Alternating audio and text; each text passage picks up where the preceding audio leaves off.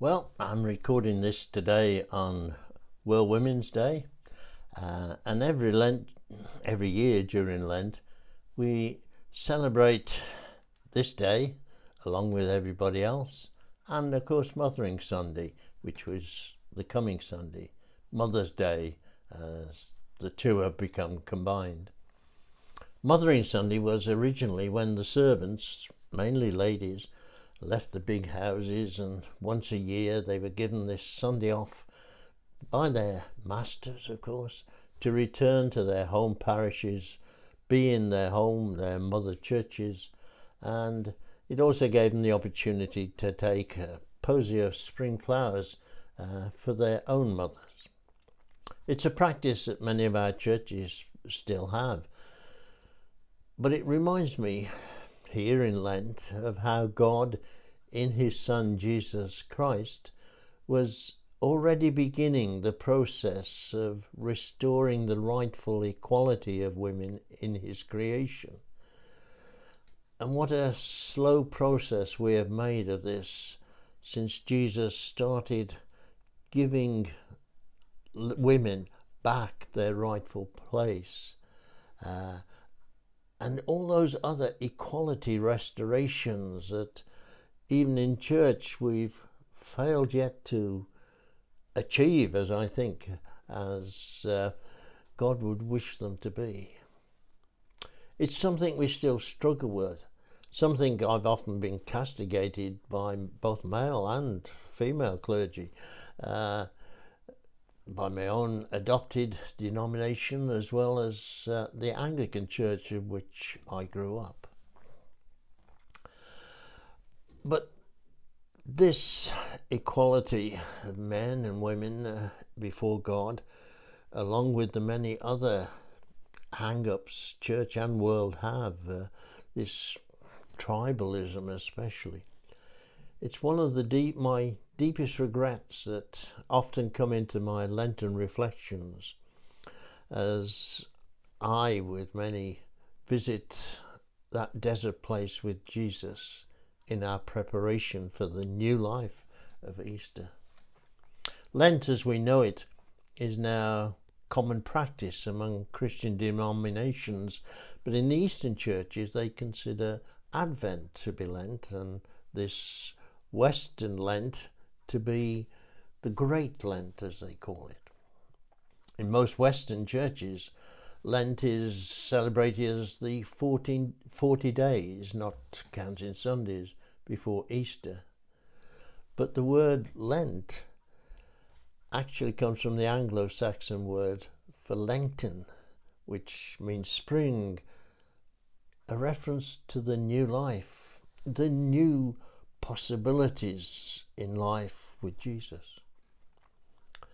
The 40 days is symbolic, of course, of the 40 days that Christ was in the desert and the 40 years that Moses had to endure before reaching the promised land.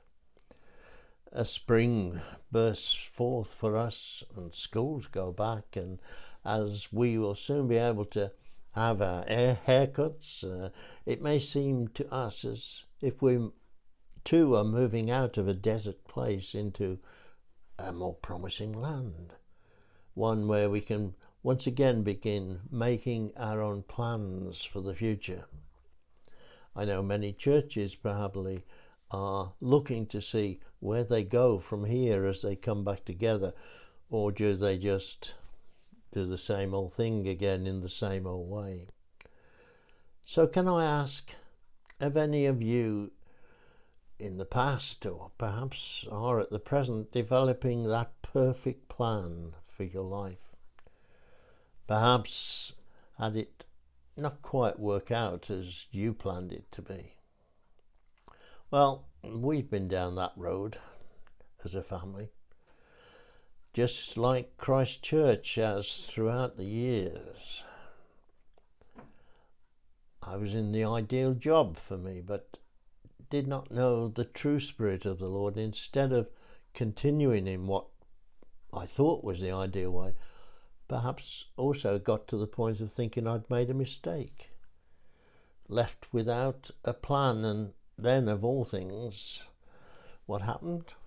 I went into a church. Well, I had no excuse not to go into one, and ended up handing my life over, my plans over, letting the Lord do it instead of me. What a great moment. Boy, did things change. How things do change when we let the Lord, instead of trying to live in our own strength, our own power. Instead of destroying more of my life on my own, the Lord started shaping it for the better. Although it didn't mean we didn't still have difficult desert times. Times when perhaps I was tempted to go back to trying to do it in my own strength and decisions again. Especially when at one point we were brought to almost bankruptcy. But it was a lesson on that route, just as I picture Jesus standing up in the strength of his Father in heaven. And that lesson was to trust and obey. Trust our Lord that he keeps his promise when he says, I will be with you always. In that New Testament reading for today in chapter 4, it tells us the story of Jesus being in the wilderness for 40 days, being tempted by the devil. The first 2 verses of that chapter, led by the Spirit into the wilderness for 40 days, to be tempted by the devil, eating nothing during those days. And when they ended, he was hungry. Now, our story in life may not be 40 days in the wilderness, but we will all, I'm sure, be in that wilderness period from time to time as our life journey progresses. Maybe for less, maybe for even more than 40 days. This last year we have had what one might call a pandemic wilderness. And during it, some of us maybe have our own particular wilderness time. At the cemetery, having lost a loved one. In hospital, perhaps on our own, to recover, try to survive. Money problems, furlough problems, losing job problems, praying in the desert or just virtually with family and friends who are suffering too. 40 is a long time. Noah faced rain for 40 days. Moses faced the desert for 40 days. Jesus faced temptation for 40 days. Jesus had it a little harder. He hung out with the devil for 1 month and 10 days. But if you and I look back at the story of life so far for us, I'm sure you too remember these times. Perhaps you might be at one of these times. Jesus faced the devil for 40 days. For us. People like you and I who have been or are there. He did it, went through it to help us to trust and obey. To show us what it's like to face those times and come out of it victorious. If you like, to put it in human terms, to be the light at the end of our tunnel. Adam had faced the devil and given in. Jesus faced the devil for a long time and did not. The hard part for us is when we try to do it on and in our own strength. What's that song? It's the greatest hit ever. Of course, My Way. I did it my way. Well, you could have done it better. That's my word, my interpretation. It does not go that way successfully in worldly terms if we don't have a strong companion on the journey.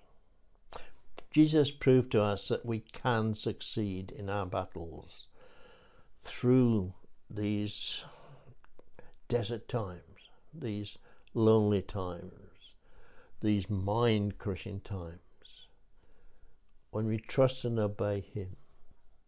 His battle was for 40 days, 40 days of continual temptation from the devil.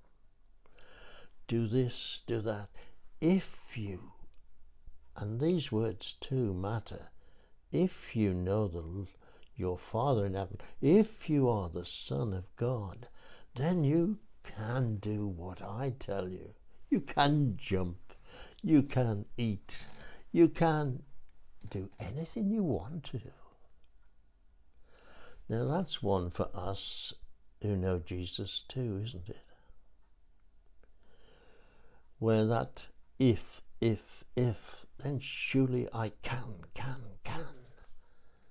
Instead of listening and trusting and obeying Jesus, letting him take the pen back out of our lives and write our story for us. Trusting and obeying him, the one who told us, I am the way, the truth, and the life. Trust and wait on him before grabbing the pen and writing our story ourselves. Even when the devil tried to give him doubt, if you are the Son of God. Haven't you heard that word? If you know Jesus, then you can.